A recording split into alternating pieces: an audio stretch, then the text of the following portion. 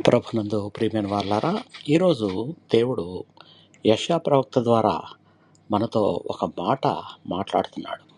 యెషయా గ్రంథం 40వ అధ్యాయం 31వ వచనము. యెహోవా కొరకు ఎదురుచూచువారు నూతన బలము పొందుదురు. వారు పక్షిరాజు వలె రెక్కలు చాచి పైకి ఎగురుదురు.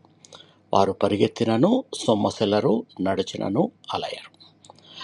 ప్రియులారా, ఇక్కడ దేవుడు పక్షిరాజుకి ఉన్న అటువంటి నూతన బలము దయచేస్తానంటున్నాడు.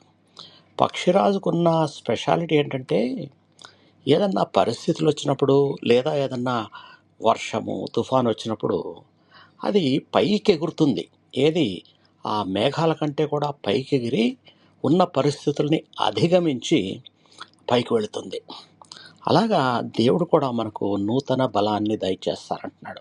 నూతన బలం దేనికంటే, ఉన్న సమస్యలు మరి నిరాశలు ఏదన్నా కానీ మనల్ని బలహీనపరిచే వాటన్నిటినీ అధిగమించి ఇంకా ఎత్తులో నిలవడానికి మనకు సహాయం చేస్తుంది. కానీ ఒక కండిషన్ ఏంటంటే, యెహోవా కొరకు ఎదురు చూచు వారికి మాత్రమే.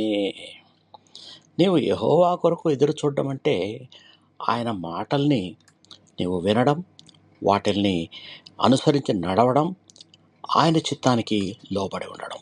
అప్పుడు మాత్రమే నీకు నూతన బలాన్ని, నూతన శక్తిని దయచేస్తాడు. అంతేగాని ప్రతి ఒక్కరికి కాదు, ప్రార్థన చేసే ప్రతి ఒక్కరికి కాదు, యెహోవా కొరకు ఎదురు చూచే వారికి మాత్రమే. కాబట్టి ఈరోజు నువ్వు ఎటువంటి పరిస్థితుల్లో ఉన్నా నిరాశపడద్దు. దేవుని మీద నిరీక్షణ ఉంచండి.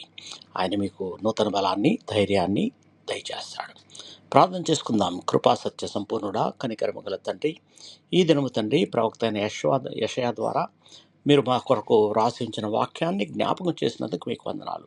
అవును ప్రభువా, మా జీవితంలో సమస్యలు వచ్చినప్పుడు వాటిలో ఉండి కుంగిపోకుండా, వాటిలో ఉండి తడిసిపోకుండా పైకెగిరి అటువంటి శక్తిని, బలాన్ని మాకు ప్రసాదించండి. మేము నీ కొరకు నాయన ఎదురు చూసేవారిగా అటువంటి ఆత్మను మాకు దయచేయమని మా ప్రభు మీ ప్రియకుమారుడైన యేసయ్య నామంలో ప్రార్థించి వేడుకొంచున్నాము తండ్రి. ఆమేన్. దేవుడు మిమ్మల్ని బహుగా దీవించి భద్రపరచును గాక.